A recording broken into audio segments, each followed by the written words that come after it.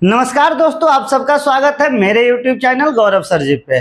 और आज हम लोग जीन पियाजे के संज्ञानात्मक विकास की बात करेंगे।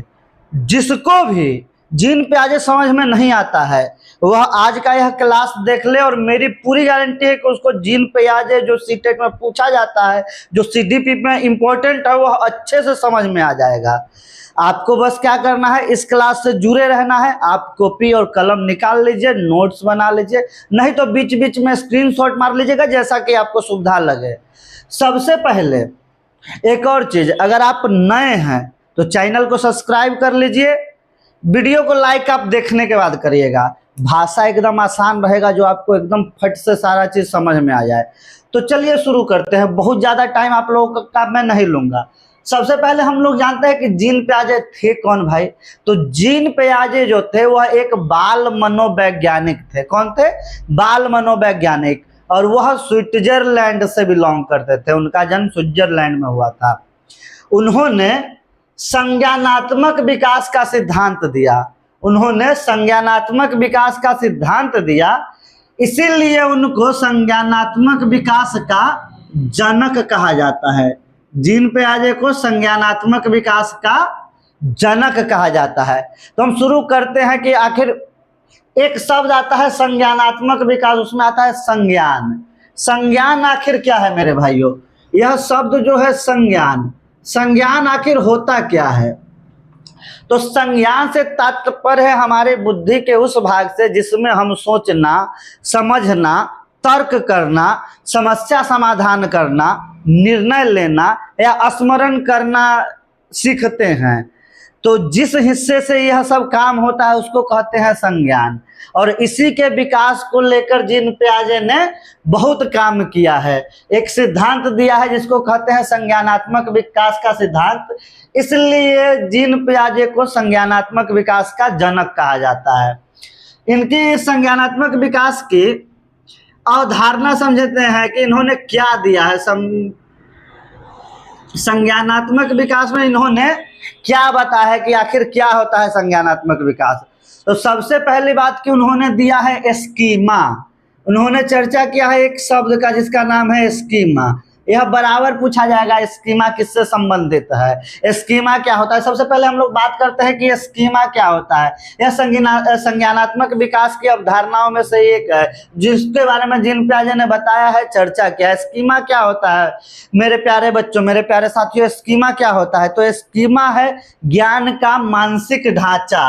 क्या है? ज्ञान का मानसिक ढांचा। अब ज्ञान का मानसिक ढांचा क्या होता है जी? ज्ञान का मानसिक ढांचा क्या होता है? तो मान लीजिए कि बच्चे ने एक गाय को देखा। बच्चे ने किसको देखा? गाय को देखा। अब पूछा बच्चा कि क्या है? आपके घर में बच्चा होगा तो पूछेगा पप्पा ये कौन है, मम्मी क्या है ना? तब बताइए कि बेटा ये गाय है। तो बच्चा के दिमाग में एक चित्र बन गया कि अच्छा एक पूंछ है, एगो लंगड़ी है, 4 गो पैर है, मुंह है, ये इसको गाय कहते हैं। तो उसका एक चित्र बन गया, उसका एक डिजाइन बन गया। वो जो डिजाइन बना वो कहाँ बना? तो वो स्कीमा में बन गया। कहाँ बन गया भाई? तो स्कीमा में। तो क्या है? ज्ञान का मानसिक ढांचा बन गया। अब उसको ये चीज तो समझ में आ गया कि 4 पैर, 4 एक पूंछ, आंख, मुंह, ये सब क्या हो गया कि गाय होता है। अब गाय होता है तो उसके बाद आता है आत्मीकरण। क्या आता है मेरे भाइयों? आता है आत्मीकरण। तो हम बात करते हैं कि स्कीमा के बाद उन्होंने दूसरा अवधारणा बताया, आत्मीकरण। क्या बताया? आत्मीकरण। तो आत्मीकरण क्या होता है? तो उसके बच्चे के मन में अब गाय का तो अवधारणा बना हुआ है, गाय का अवधारणा बना हुआ है कि 4 पैर होता है, एक पूंछ होता है, मुंह होता है, तो गाय होता है। अब कोई भी उसको ऐसा जानवर दिखा दे जिसका 4 पैर होगा, मुंह होगा, पूंछ होगा, तो कहेगा कि देखिए पप्पा गाय है। अब वो भैंस हो, गधा हो, घोड़ा हो, उसको समझ में नहीं आएगा। सबको बच्चा क्या कहेगा कि गाय है। सबको क्या कहेगा? गाय है, क्योंकि उसके मन में एक डिजाइन बना हुआ है, उसके स्कीमा में एक डिजाइन बना हुआ है कि ऐसा गाय होता है। तो वो अपने ना वो देखा है कि एक जानवर जा रहा है, उसका 4 पैर है, तो उसके दिमाग में याद आया कि अच्छा गाय बताए थे गाय ऐसा होता है, तो उस जानवर को गाय कह देगा, भले वो जानवर हो भैंस, भले वो जानवर हो गधा, भले वो जानवर हो घोड़ा, सब वो क्या कहेगा, गाय है। क्या है, गाय है। तो इसको कहते हैं आत्मीकरण। आत्मीकरण में क्या होता है मेरे बच्चों, तो नई जानकारी, नया चीज उसको दिखा। वैसा ही जानवर है, वो जानवर काला था ये लाल है, गाय लाल था ये काला है, सफेद घोड़ा है, लेकिन उसको डिजाइन समझ में आ गया, तो वो अपने पूर्व ज्ञान से क्या किया, नया जो आपका जानकारी मिला उसको जोड़ दिया, कह दिया कि गाय है। तो इसको कहते हैं आत्मीकरण। आत्मीकरण में क्या होता है, नई जानकारी को पुराने ज्ञान से जोड़ना। किससे जोड़ना, नई जानकारी को पुराने ज्ञान से जोड़ना, यह होता है आपका आत्मीकरण। आत्मीकरण के बाद आता है समायोजन। इन्होंने किसने बताया, ये सब कौन बता, हम नहीं बता रहे हैं, ये नहीं समझिएगा कि ये सब बात हम बता रहे हैं। ये सब बात जीन पियाजे बताए थे। कौन बताए थे, जीन पियाजे। हम तो बस उन्हीं के बात को आपको आसान भाषा में समझाने का प्रयास कर रहे हैं। तो सबसे पहले उन्होंने किसका अवधारणा दिया, स्कीमा का। स्कीमा को बताया कि एक मानसिक डिजाइन बन जाता है, अंदर एक ढांचा बन जाता है। किसी भी चीज को, नई जानकारी को जब ग्रहण करता है तो उसका एक डिजाइन बन जाता है, और वही बाद में आत्मीकरण होता है कि कोई नई जानकारी मिलता है तो पुराना ज्ञान को जोड़ लेता है। इसके बाद आता है समायोजन। क्या आता है मेरे प्यारे भाइयों, इसके बाद आता है समायोजन। अब समायोजन क्या है, समायोजन क्या है, संज्ञान तो हमको समझ में आ गया, आत्मीकरण हमको समझ में आ गया। अब समायोजन क्या है मेरे बच्चों, समायोजन क्या है मेरे भाइयों, तो समायोजन यह है पुराने सोच का परिवर्तन और नए ज्ञान को स्वीकार करना। क्या है समायोजन, कि जो हम गाय के बारे में तो हम जान रहे हैं, लेकिन यह तो हमारा पुराना ज्ञान है, लेकिन अब धीरे धीरे हम समझ गए कि अच्छा वो गाय है, लेकिन थोड़ा सा इससे अंतर हो गया है, एक करिया है तो एक भैंस है, अब इससे थोड़ा सा अंतर हो गया है, सबका पैर चारे गो है, लेकिन ये घोड़ा है, ये गधा है। अब उसमें अंतर करना बच्चों को आ गया है। बच्चों को क्या आ गया मेरे भाइयों, तो अंतर करना आ गया। क्या आ गया है, अंतर करना। तभी हो गया समायोजन। क्या हो गया, समायोजन। तो समायोजन में क्या होता है, पुराने ज्ञान का परिवर्तन। क्या होता है, पुराने ज्ञान का परिवर्तन और नए ज्ञान को स्वीकार करता है। क्या करता है, नए ज्ञान को स्वीकार करता है। क्या करता है, नए ज्ञान को स्वीकार करता है। अब जब देखिए स्कीमा से आत्मीकरण हो गया, आत्मीकरण से समायोजन हो गया, तो अब क्या होगा, अब बच्चा को पता है कि गाय जो है वह अलग होता है, गाय जो है वह अलग है, या भैंस जो है वह अलग है, गधा जो है वह अलग है, या घोड़ा जो है वह तीनों अलग अलग चीज है। आप किसको पता है, बच्चे को पता है। कहाँ से, समायोजन से। स्कीमा में उसको डिजाइन बना, स्कीमा से बाद उसने आत्मीकरण किया, आत्मीकरण के बाद समायोजन किया।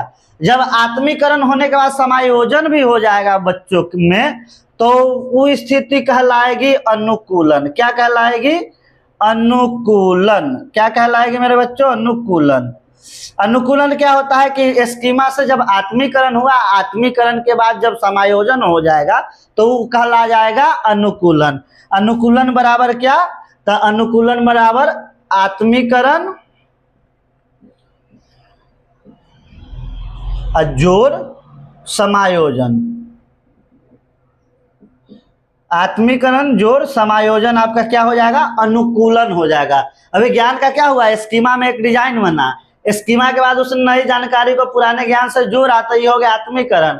अब पुराने ज्ञान का परिवर्तन हो गया तो हो गया आपका, नए ज्ञान को स्वीकार कर लिए तो ये हो गया समायोजन। और उसके बाद हुआ अनुकूलन। जब अनुकूलन हो जाएगा जी, अनुकूलन हो जाएगा, सब चीज अच्छे से समझ में आ गया, तो तब हो जाएगा वो बच्चे के दिमाग में आ जाएगा संतुलन।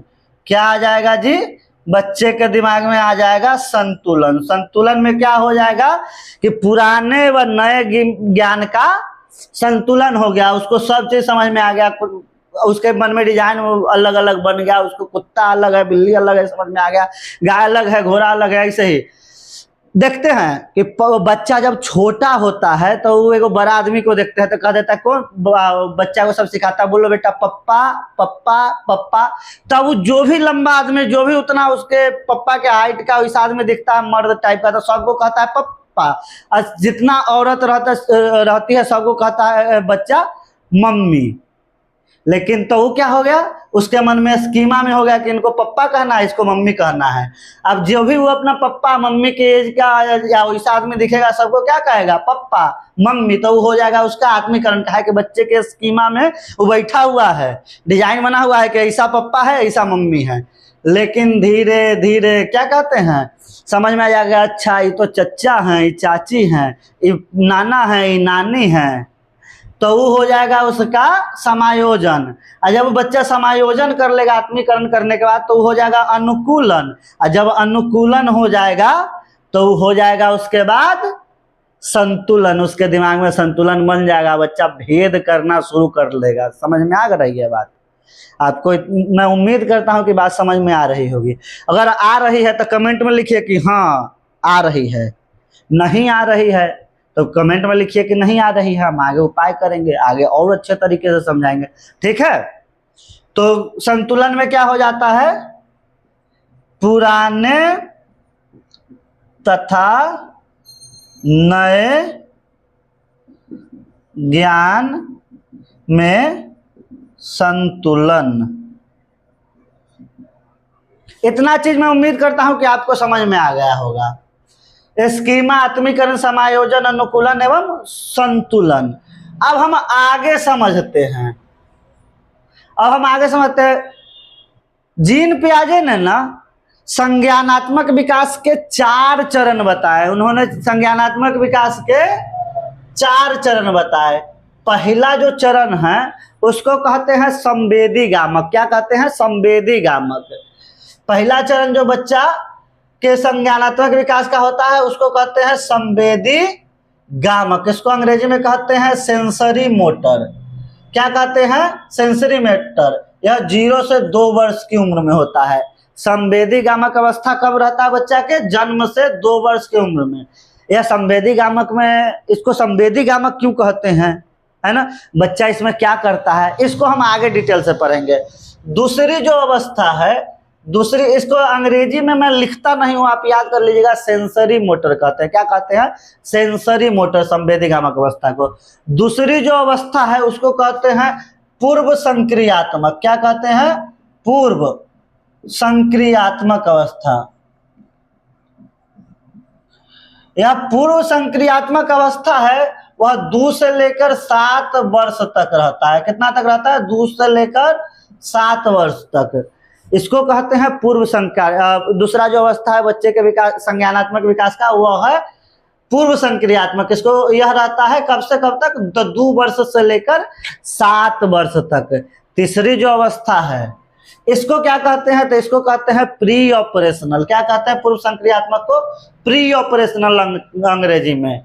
अब तीसरा नंबर जो आता है उसका नाम है मूर्त संक्रियात्मक। क्या है जी, मूर्त संक्रियात्मक। अच्छा, मैंने संक्रियात्मक नहीं लिखा ना, मूर्त संक्रियात्मक अवस्था। क्या है, कौन सी अवस्था, मूर्त संक्रियात्मक।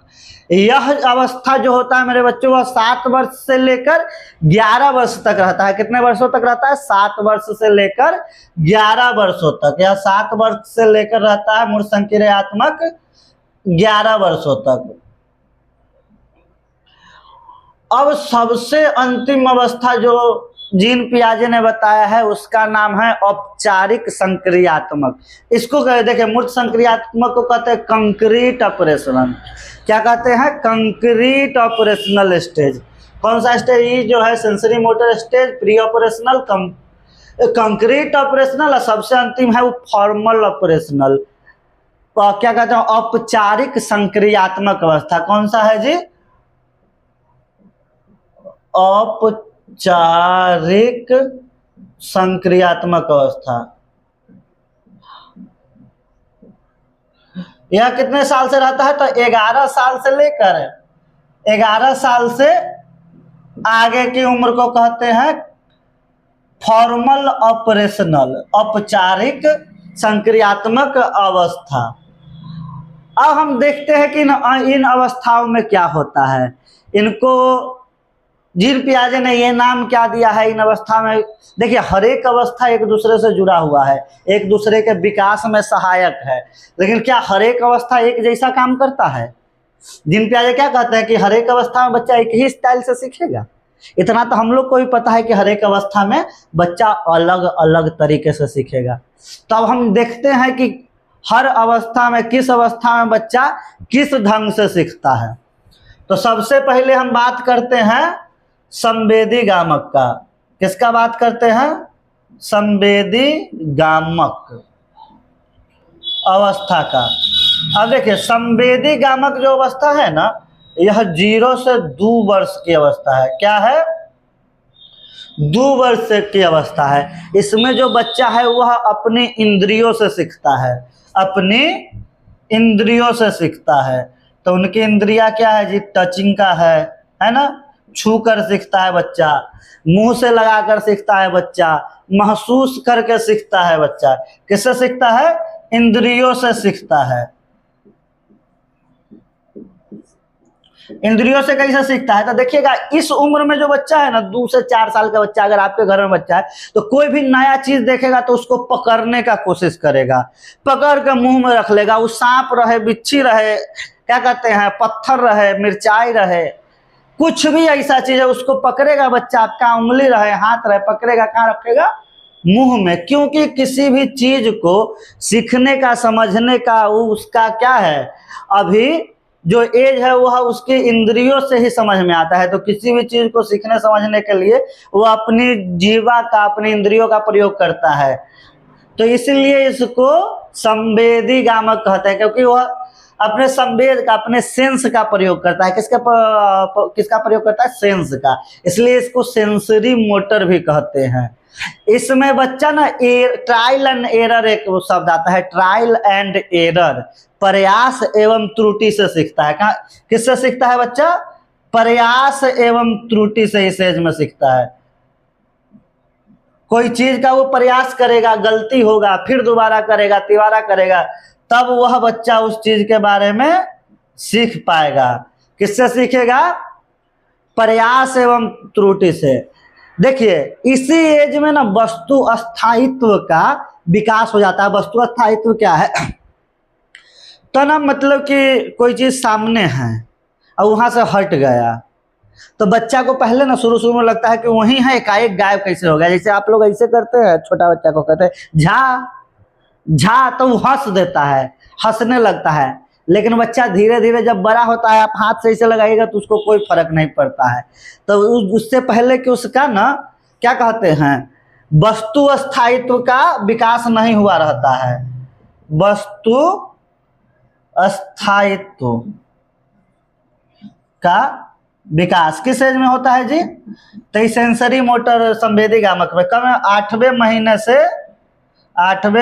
महीने से लगभग से प्रारंभ हो जाता है। क्या प्रारंभ हो जाता है? तो अब वस्तु स्थायित्व का जो स्थिति होती है, तो बच्चा तब समझने लगता है कि अच्छा उधर चला गया, उधर चला गया। और उससे पहले नहीं समझता है, तब करिएगा झा, तो बच्चा हंसने लगेगा, क्योंकि उसमें वस्तु के स्थायित्व का विकास नहीं हुआ है। चलिए, अगला जो है उसको समझते हैं। अगला जो स्टेज है वो है पूर्व संक्रियात्मक। क्या है? पूर्व संक्रियात्मक।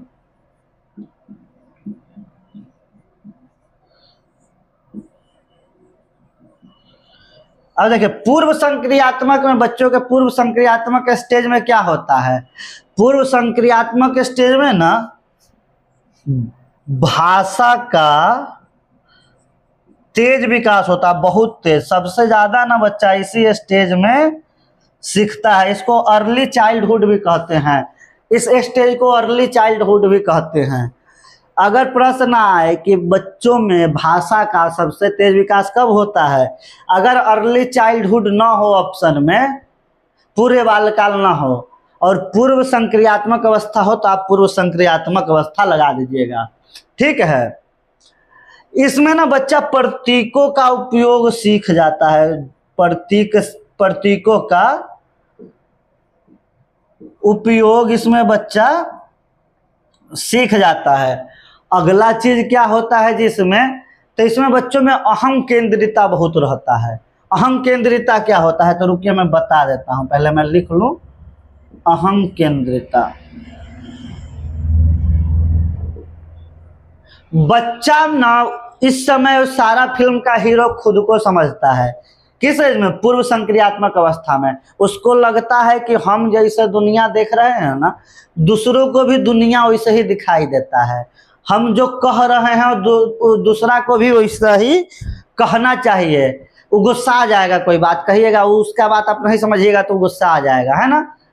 तो उसको क्या लगता है कि हम जैसा सोचते हैं सारा दुनिया वैसा ही सोचता है, हम जैसा कहते हैं वो सारा दुनिया वैसा ही कहता है, हम जो कहेंगे वही ठीक, दूसरा कहा वो सब गलती। ऐसे ही अहम केंद्रिता तो बादों में आदमी में रहता है। खैर जाने देते हैं इस बात को। इसमें ना बच्चा को संरक्षण का अभाव रहता है। इस एज में क्या रहता है जी, संरक्षण का अभाव रहता है। संरक्षण कहने का मतलब है, संरक्षण का अभाव कहने का मतलब है कि वह ना भेद नहीं कर पाता है बड़ा छोटा में। उसको ना चौड़ा गिलास में 2 लीटर पानी दे दीजिएगा, पतला लंबा गिलास में ना 1 लीटर पानी दीजिएगा तो कहेगा कि बड़का गिलास में लेंगे। उसको समझ में नहीं आएगा कि चौड़ा गिलास में ज्यादा पानी है। उसको जो होता है वो किसका अभाव रहता है, संरक्षण का। और लंबाई देख के कहेगा 2 भाई है, उसके सामने पप्पा है, क्या कहता है, चच्चा है, चच्चा छोटे हैं पप्पा बड़े हैं, लेकिन उसके चच्चा का लंबाई पप्पा से बहुत ज्यादा है तो वो समझेगा कि हमारे चच्चा बड़े हैं, पप्पा हमारे छोटे हैं, क्योंकि उनमें क्या है, संरक्षण का अभाव है। किस एज में, पूर्व संक्रियात्मक अवस्था में।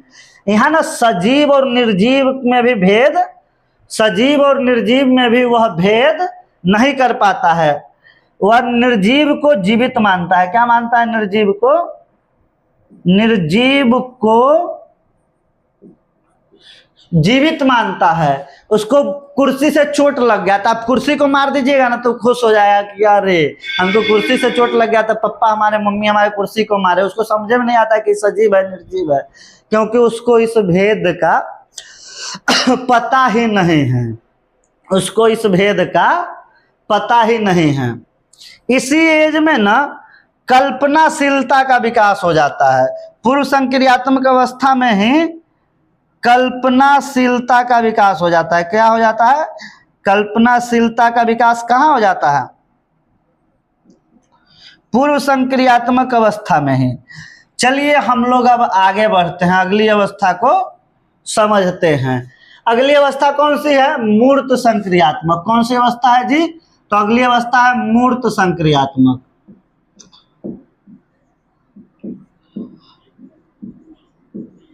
मूर्त संक्रियात्मक अवस्था में, मूर्त संक्रियात्मक अवस्था में क्या होता है, तो मूर्त संक्रियात्मक अवस्था में बच्चे ना कंक्रीट सोच पाते हैं लेकिन फॉर्मल नहीं सोच पाते। अभी कंक्रीट और फॉर्मल क्या है, मूर्त और अमूर्त क्या है। मूर्त वो जो सामने है, मूर्त वो है जिसको देख सकते हैं, अमूर्त वो है जिसके, देखिए शरीर मूर्त है, आत्मा अमूर्त है। शरीर जो हमारा है वो मूर्त है, आत्मा जो है अमूर्त है। मिट्टी मूर्त है, देश अमूर्त है ना। तो मूर्त और अमूर्त संक्रियात्मक अवस्था है। मूर्त संक्रियात्मक अवस्था में बच्चा मूर्त चीजों के बारे में सोचने लगता है, तार्किक चिंतन करने लगता है, उसको संरक्षण की समझ हो जाती है। चलिए मैं एक एक करके समझा रहा हूँ। सबसे पहले तो ये मूर्त संक्रियात्मक अवस्था है, यह कितना से कितना है जी, तो 7 से लेकर 11 साल की अवस्था है। कितना साल की अवस्था है, 7 से लेकर 11 साल की अवस्था है। तो इसमें बच्चा क्या करने लगता है, तो इसमें बच्चा का ना तार्किक चिंतन करने लगता है, तर्क करने लगेगा।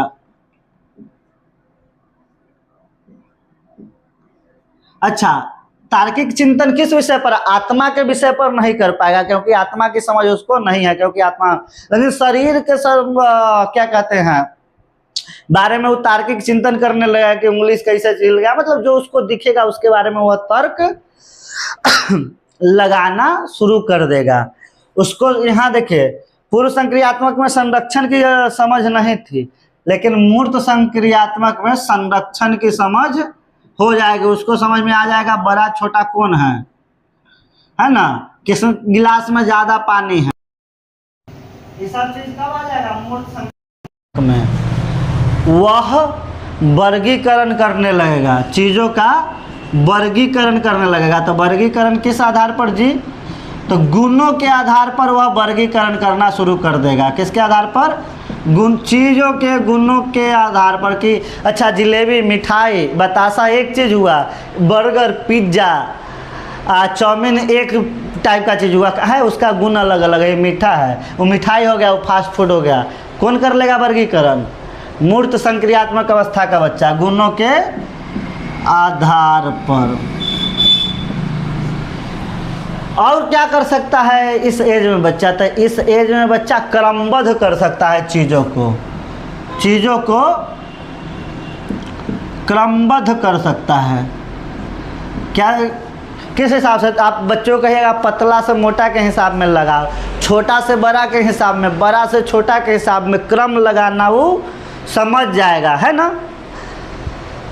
अब एक और जो बहुत महत्वपूर्ण टर्म है, यह प्रतिवर्ती चिंतन। एक शब्द आता है प्रतिवर्ती चिंतन, प्रतिवर्ती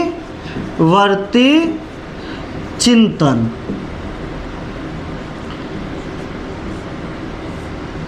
यह शब्द बहुत इंपॉर्टेंट है, इसको ध्यान में रखिएगा। प्रतिवर्ती चिंतन क्या होता है? किसी भी चीज़ के बारे में वह उल्टा सोचने लगता है। वह पहले एक ढंग से सोचता था, जैसे बच्चा को आप लेकर चौक पर चले गए ना इससे पहले, तो उसको उस समझ में नहीं आया कि अच्छा इधर से इस रास्ता से गए तो इसी रास्ता से वापस आना है, क्योंकि उसमें प्रतिवर्ती चिंतन नहीं है। लेकिन मूर्त संक्रियात्मक अवस्था में बच्चा में प्रतिवर्ती चिंतन आ जाता है, उल्टा समझने लगता है। 1 से लेकर 100 तक गिनो, 100 से लेकर 1 तक गिनो, ए से लेकर जेड तक याद करो, जेड से लेकर ए तक याद करो। अच्छा हम इस रास्ते से गए हैं तो इसी रास्ते से वापस आ जाएंगे। किसी भी क्रिया को उल्टा सोचने लगता है। प्रतिवर्ती, इसको याद करिएगा, बहुत स्टार है। किसी भी क्रिया को उल्टा करके सोचना, उल्टा करके सोचना। तो ये सब मूर्त संक्रियात्मक अवस्था की पहचान है। अब अगला जो अवस्था है वह अवस्था सबसे अंतिम है। खैर इसको पेपर 2 वाले बहुत ध्यान से पढ़ेंगे, पेपर 1 वालों के लिए भी इम्पोर्टेंट है। और अगर आप यहाँ तक पहुँच गए हैं तो एक बार नीचे चैनल के नीचे जो लाल वाला बटन दिख रहा है ना, सब्सक्राइब करने वाला, उसको छू दीजिए ना। उसके नीचे छू दिए, उसके नीचे वो घंटी वाला है, उसको भी छू दीजिए ना। अब वाह, चलिए ये सब करते रहिएगा तो हमारा भी मन लगा रहेगा, आपका भी मन लगा रहेगा, है ना। नया नया हम वीडियो डालेंगे तो आपके चैनल पर फट जाएगा, आपके क्या कहते हैं मोबाइल में जाएगा, आप देखिएगा, आप सीखिएगा, हमारा भी काम हो जाएगा, है ना। चीज़ अगर समझ में आ रही होगी तब, नहीं समझ में आ रही होगी तो हम क्या ही कह सकते हैं। चलिए अब सबसे लास्ट में जो आता है वो है औपचारिक संक्रियात्मक अवस्था। कौन सी अवस्था है? औपचारिक संक्रियात्मक अवस्था। ये जो है वह 13 से आगे है, 13 वर्ष से आगे। अब इसमें क्या होता है जी? हम 3 चीज़ तो समझ गए हैं, लेकिन यह औपचारिक संक्रियात्मक अवस्था क्या है? तो सबसे पहली बात, फॉर्मल ऑपरेशनल में हम बार बार एक बात कर रहे थे, मूर्त अमूर्त। तो इस एज में बच्चा, ये तो बार बार आने वाला है कि अमूर्त चिंतन किस एज में करने लगता है, किस अवस्था में? तो इस अवस्था में, औपचारिक संक्रियात्मक अवस्था में बच्चा अमूर्त चिंतन करने लगता है। इसी अवस्था में वैज्ञानिक दृष्टिकोण भी बच्चा अपनाने लगता है किसी भी चीज़ों को लेकर। आप पाठ देखिएगा तो एज के हिसाब से ना सिलेबस डिज़ाइन होता है। तो जो एक्सपेरिमेंट करना हो वाला क्लास ही होगा ना, चैप्टर, वो इस एज में आता है, 13 साल से आगे वाला बच्चा में। यह बच्चा अपने लेकर, भविष्य को लेकर परिकल्पना बनाने लगता है। किस एज में बनाने लगता है जी परिकल्पना? तो मूर्त क्या कहता है, औपचारिक संक्रियात्मक अवस्था में। और बच्चा क्या करने लगता है, अपने भविष्य को लेकर योजना बनाने लगता है। भविष्य को लेकर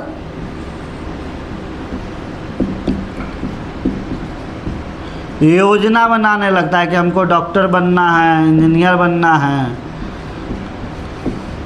तो इससे पहले अगर आप बच्चा को ना भविष्य को लेकर योजना बनाने का सिखाइएगा तो उसको समझे में नहीं आएगा, क्योंकि उसका मूर्त चिंतन विकसित नहीं हुआ है। अब योजना बनाने लगता है, हम लगाने लगता है लिखने वाले थे। और इस एज में क्या करने लगता है, तो इस एज में बच्चा तर्क करेगा, उच्च स्तरीय तर्क करेगा, आपको चंदा का तर्क करेगा, गैलेक्सी का तर्क करेगा, है ना, आपको अंतरिक्ष का तय, उस आत्मा परमात्मा का तर्क करने लगेगा। तो इसमें बच्चा जो है औपचारिक संक्रियात्मक अवस्था में उच्च स्तरीय क्या करने लगता है, उच्च स्तरीय तर्क करने लगता है। और इसमें क्या होता है, इस एज में बच्चा समस्या समाधान भी बहुत तेज़ी से करता है। समस्या समाधान।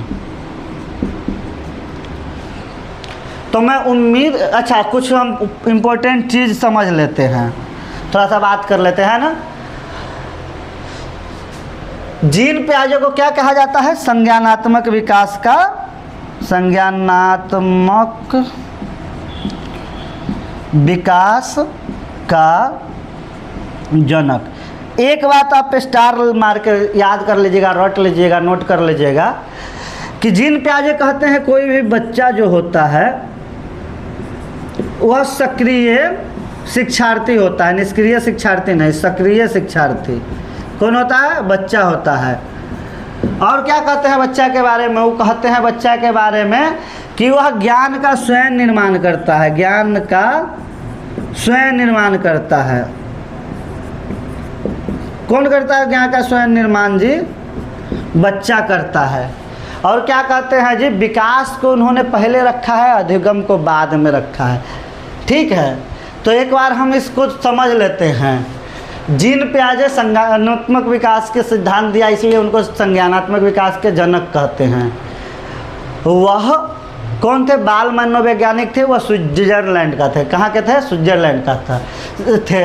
अब संज्ञान क्या होता है, एक शब्द आता है संज्ञान क्या होता है, तो सोचना, समझना, तर्क करना, समस्या समाधान करना, निर्णय लेना, है ना, स्मरण याद करना, ये सब किसके अंदर आता है, संज्ञान के अंदर आता है। उन्होंने 4 अवधारणाएं दी, नहीं 5 अवधारणा दी। स्कीमा जो ज्ञान का मानसिक ढांचा है, उसके बाद क्या कहते हैं, आत्मीकरण जिसमें नई जानकारी को पुराने ज्ञान से जोड़ते हैं, फिर समायोजन, पुराने ज्ञान का परिवर्तन, नए ज्ञान को स्वीकार करना।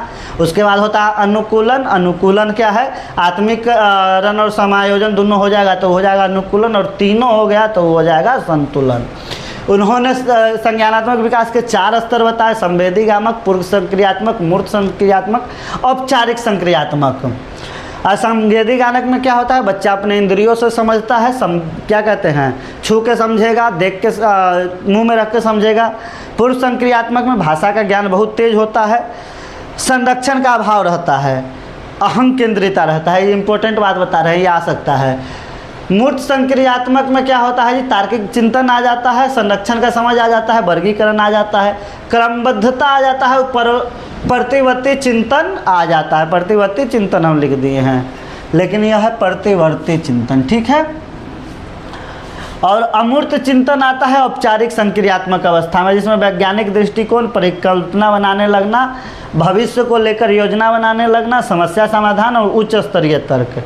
तो मैं उम्मीद करता हूँ कि आपको मेरी यह क्लास, मेरा यह मेहनत आपको समझ में आया होगा और यह सारी बातें समझ में आ गई होगी। आप अभी भी रुके हुए हैं तो चैनल को सब्सक्राइब करके जाइए, कमेंट करके जाइए कि कैसा लगा। तीसरा चीज़ कमेंट करके चाहिए कि आपका नाम क्या है, आप कहाँ से देख रहे हैं और आप कौन हैं, आप कोई छात्र हैं कि शिक्षक हैं। तब तक के लिए नमस्कार, प्रणाम, जय बिहार, जय भारत।